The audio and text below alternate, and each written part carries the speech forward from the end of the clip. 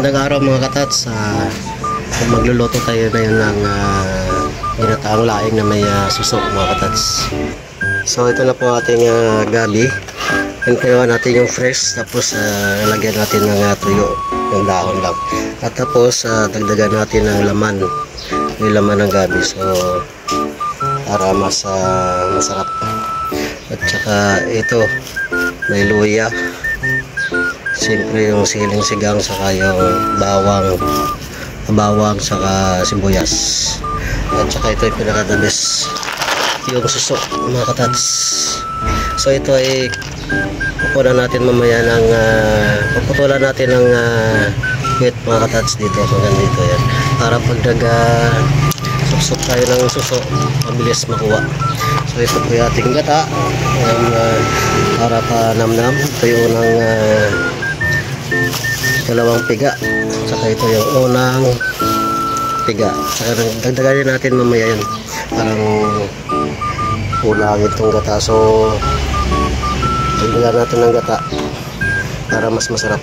So yan mga katats ang ating menu for today. So yan mga katats, hugasan natin yung gabi muna. Alright, so ito ilaga muna natin yung gabi para matanggal yung kanyang kate. So ito na po ang ating suso. So tanggalin na natin ang puwet.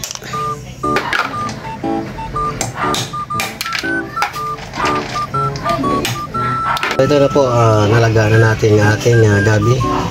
At nakaready na po ating mga luyas, saka sibuyas, bawang. So ito yung laman ng gabi, yung suso. Yan na, nalagyan natin ang suso. Yan, nalagyan natin ang sili. Ito po ating laing na may suso. Oh my God! Wow! Yummy, yummy. So mga katats, luto na ang ating laing na may suso. So ito na po mga katats, ang ating laing na may suso sa gata.